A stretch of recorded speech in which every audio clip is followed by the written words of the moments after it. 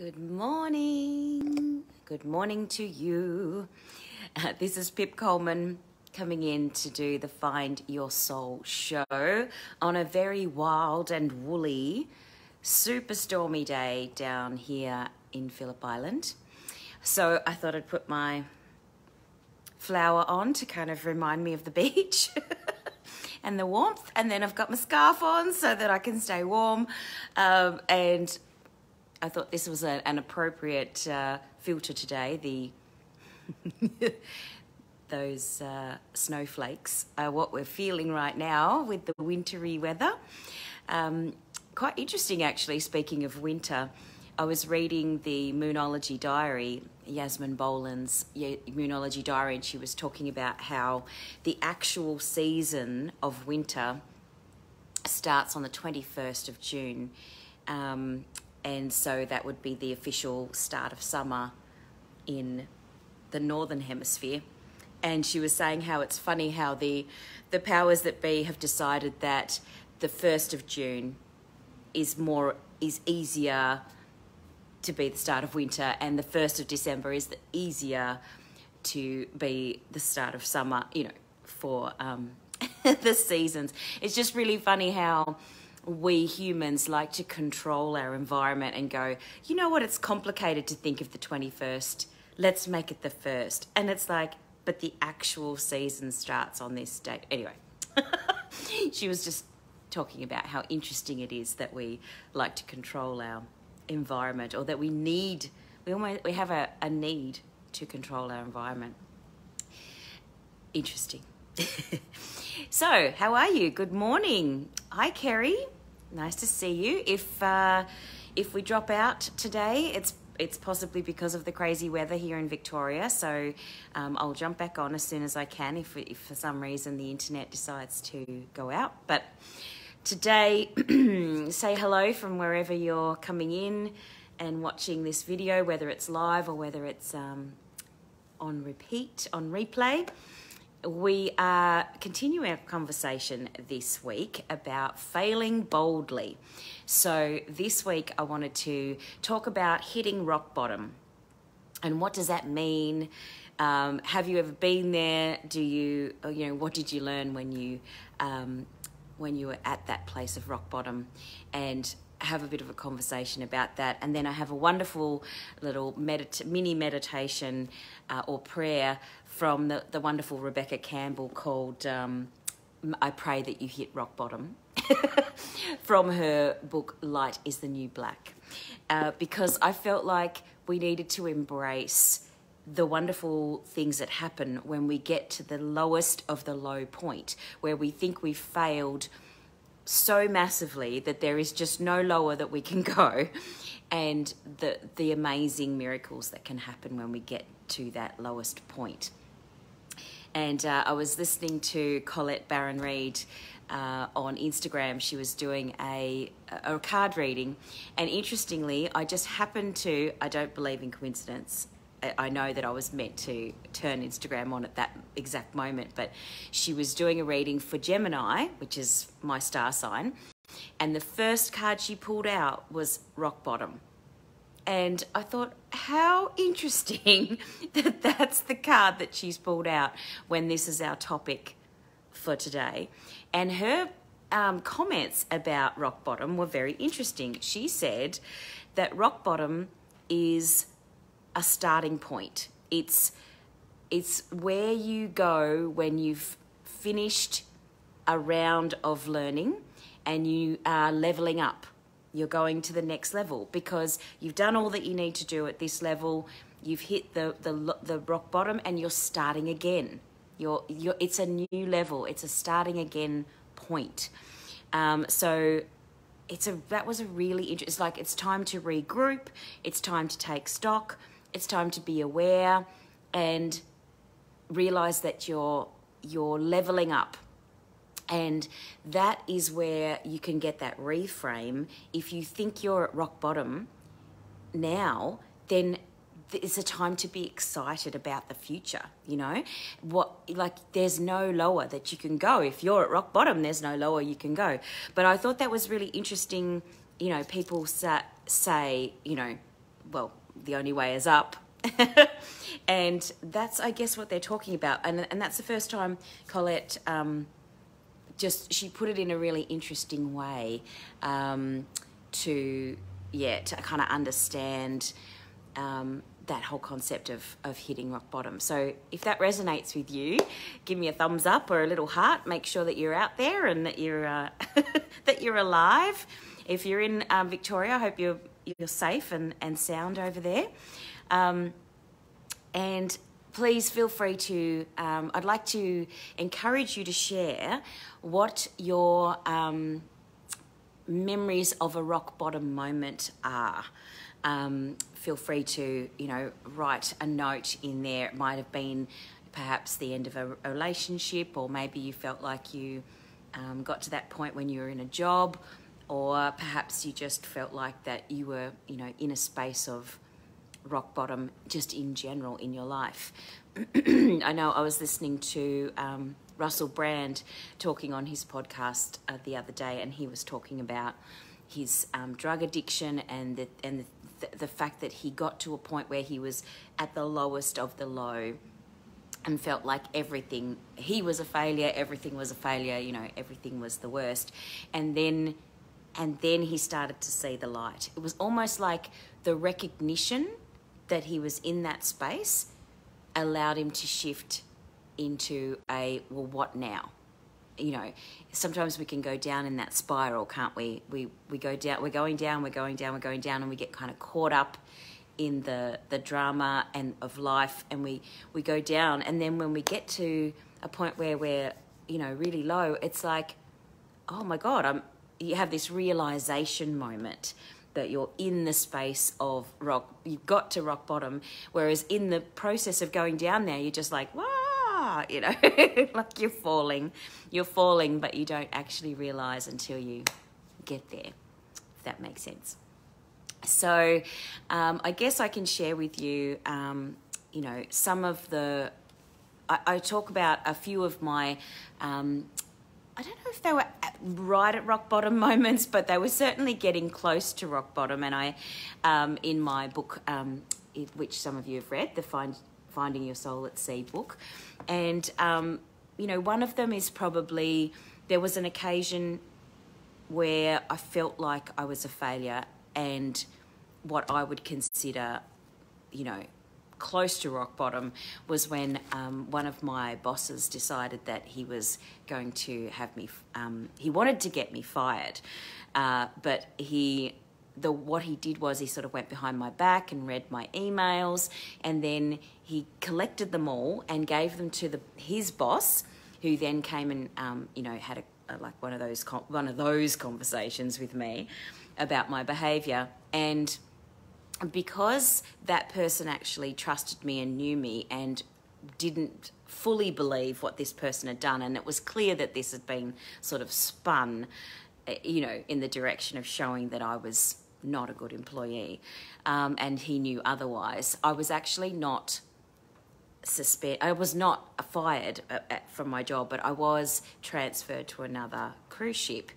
And for me, that was a big failure in terms of, even though I wasn't the one who, I could say I didn't cause that, but I did. I was arguing with my boss, and I wasn't communicating very effectively, and neither was he. And there was definitely some cowardly, underhanded stuff going on that led to me being transferred.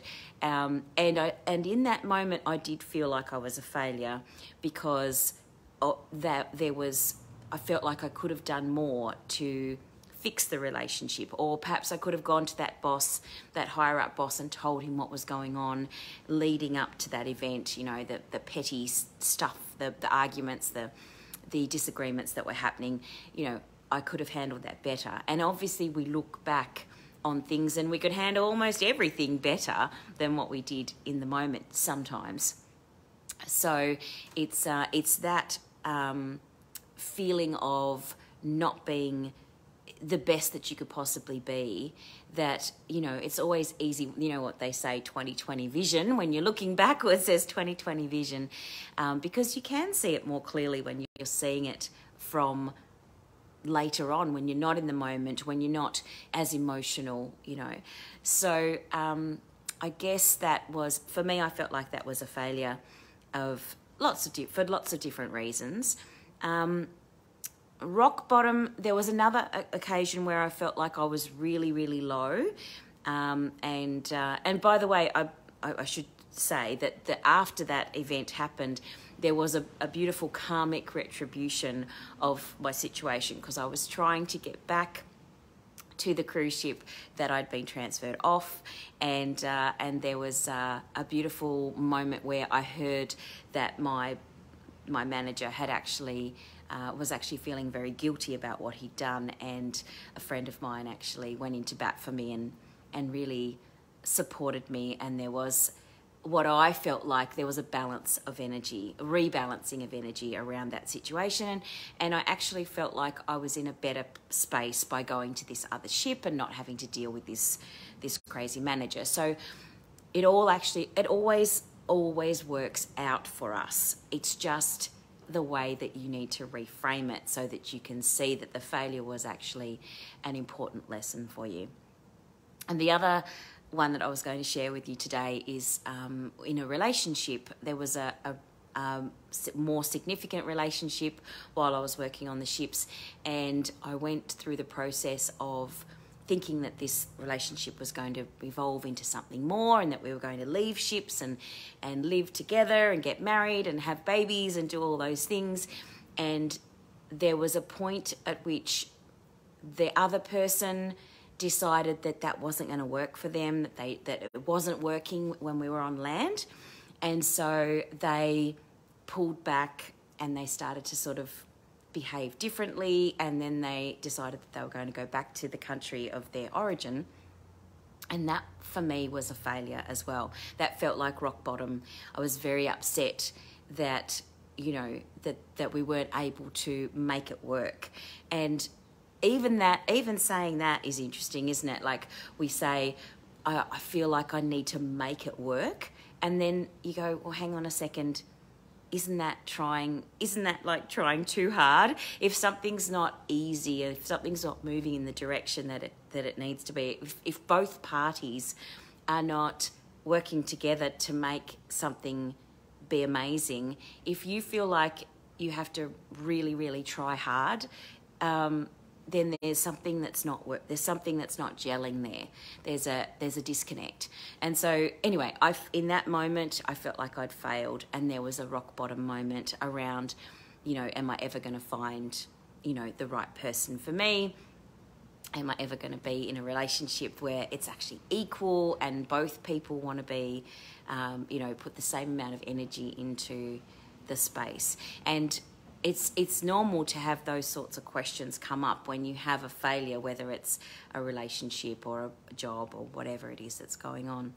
So so those are the two kind of ones that come up for me in terms of the book that I wrote, because they were low moments.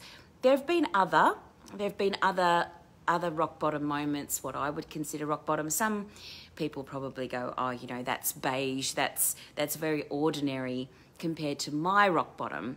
And you might have experiences like Russell Brand talking about his drug addiction, where he was, you know, really, really, really down in that space of, you know, hurting himself, basically, you know. And or you might have, you know, considered doing more harm to yourself than what he's talking about. And I don't know whether he talked about, you know, self-harm specifically. I only listened to part of the podcast. But the thing that's really interesting is to remember that when we are getting to a point of this is the lowest that I can be, there is an opportunity. There is an opportunity there. And that's something that we as humans, which is wonderful, we can actually reframe, we can look at things differently, and we can take that energy of being at the lowest floor, being at lower ground, and we can raise that vibration up. One of the things that that Colette Baron-Reid talks about in her book Uncharted, which is a really cool book. It's called The Journey Through Uncertainty to Infinite Possibilities. And she wrote this book before 2020, before the pandemic happened worldwide. And so interesting how the concepts in this book, where she's talking about being uncertain and, you know, uncharted waters and not knowing what you're going to do, and how the explorers and you know, adventurers of, you know, in the past would go out on their boats and they would say that they're going into uncharted waters and exploring and to see if they could find new land. And they would talk about the dragons that would come up. You know, they would always say there be dragons, you know, on their adventures, because there was uncertainty. There was, we don't know what's going to happen out there. We don't know if we're going to find land. Or, you know, these uncertain times. This is what we are doing. We're actively going out to chart the uncharted. So what I consider an opportunity when you get to a rock bottom space is that now there's uncharted water. Now there is an opportunity for you to level up. And like she said in that card reading this morning, was you've got an opportunity to chart the uncharted, to ride the dragons rather than be scared of the dragons. And she talks about riding the dragons, you know, which she says are like fear. That's our fear thoughts that come up, and to sort of take it to the next level so that you can move forward. And that visualization of riding the dragon, I think, is really beautiful concept, particularly if you're feeling like you're in that really, really low space. If you can lift yourself up, some people like to visualize, you know, getting on the back of a bird or an angel. You know, you might like to visualize your angels lifting you up, or yeah, any sort of flying creature. Some people like to do the flying horse, the Pegasus, you know. She talks about flying on a dragon. Perhaps you can visualize, you know, the dragon raising you up so that you can see what is the uncharted, what is the bit of your life that can be looked at in a different way from a higher perspective. And so I really love that concept as well, that whole concept of riding the dragon, or, you know, getting your angels to raise you up. Obviously, I'm an angel fan, but I also love the animal spirit guides, and that's something that you can tap into, whatever energy feels right for you. If you're listening to this right now, then maybe it's time for you to, you know, practice riding on a dragon or an angel or another type of flying creature to raise your vibration up. And the amazing thing is that your imagination is actually equally as powerful as reality. In fact, sometimes your imagination can be more powerful than reality, because your brain doesn't know the difference between imagination and reality, and your body will respond in the same way.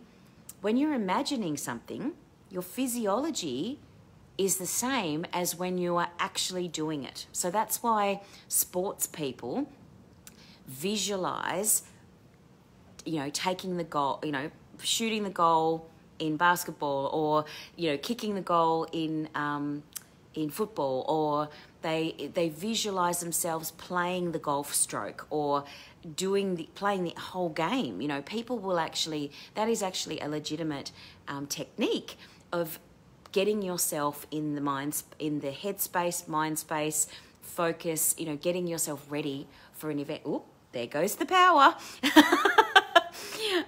So yeah, if you are ready in mind, body and soul, that's what it means. You are able to visualize and get yourself into a space of clarity.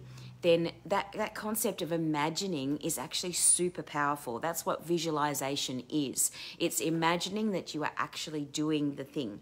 And if you can imagine that you can do the thing, then you can actually feel it in your body, and you can go into that space of when you actually go to do the activity, whatever it is, then you've already imagined it, and your body has already felt it, and your mind and your spirit is already in alignment with it.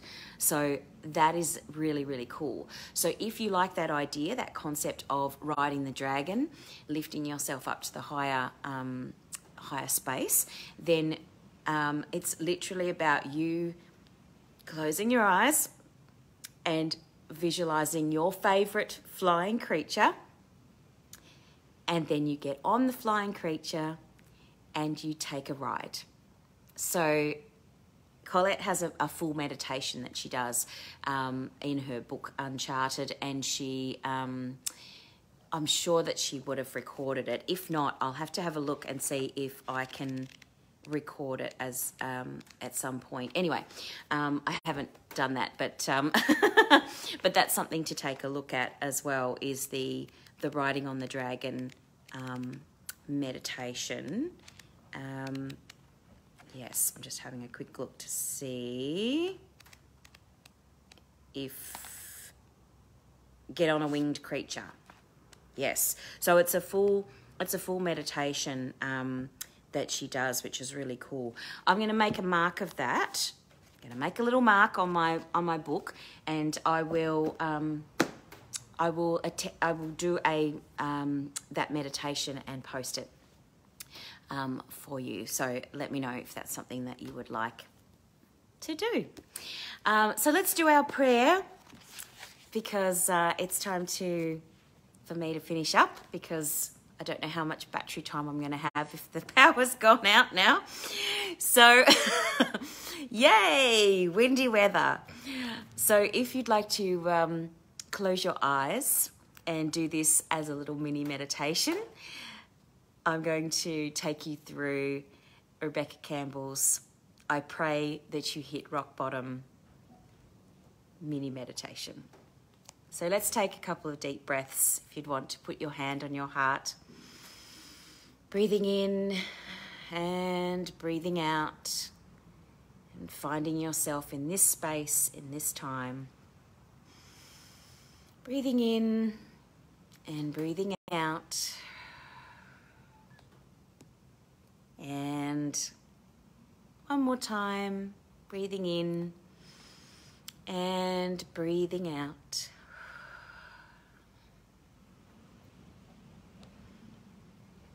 I pray that you hit rock bottom, the most painful time of your life. I pray that you feel alone, isolated, deserted, and you discover that what you thought was rock bottom is actually a ledge, so you come crashing down even further. And as you land, you are cracked open into a billion pieces, and you have no idea how to put them back together. I pray that while you are down there in the depths, the only person you have to keep you company is you. I pray that you choose to gather up the pieces, and with no idea how and in what order, then you begin putting them back together, one by one, just right. I pray for foundations mightier than the Acropolis, and an inner light that shines so bright it dazzles the corneas of anyone who cannot handle your bright. I pray for skin as comfortable as a 10-year-old tracksuit on a Saturday night, and an inner light so bright that you can always find your way home. I pray for the triumph of your soul and the return of you.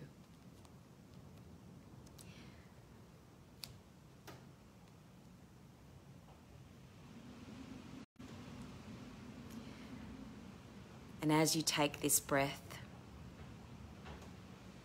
and bring yourself back into this space, Just know that the world needs you cracked open. Be open to being cracked wide open. It's difficult, but it is the difficult times that help us grow in leaps and bounds and in ways that we could only dream possible. But first, they have to crack us open. And sometimes it hurts like hell. It's nature's way. And whether you let it happen or not, it is going to happen. So surrender to the process and let life do its thing. It'll be worth it. It's how the light gets in. I got tingles, my friends. So that beautiful prayer is in Rebecca Campbell's book, Light is the New Black, on page 68 and 69. I hope the light gets in and that you are cracked open, broken into a million pieces, and be able to rebuild yourself on a new level. So, that was my show for today. I hope that you found some little gems in there, and I will look at the recording the dragon flying on a winged creature meditation. I'll record that, and I'll let you know when that's recorded. So please come over to Pip Coleman Author Coach to my page if you'd like to follow what I'm doing and get lots of cool freebies and just join a community of like-minded souls. And if you are wanting to do some meditation, I've just started a Animal Spirit Guide series of meditations on my Monday night meditation group. You can join via Zoom, or you can come in person if you are here in Phillip Island. So let me know if you'd like to join that series, and I'll send you the Zoom link and you can transfer the money to the bank account. It's super easy. I would love to see you there. Okay, lovelies, have a fantastic day. Take care, stay warm, and I will see you very, very soon. Bye for now. Hi, Karen. Hi, Angela. Thanks for joining me. Bye, guys.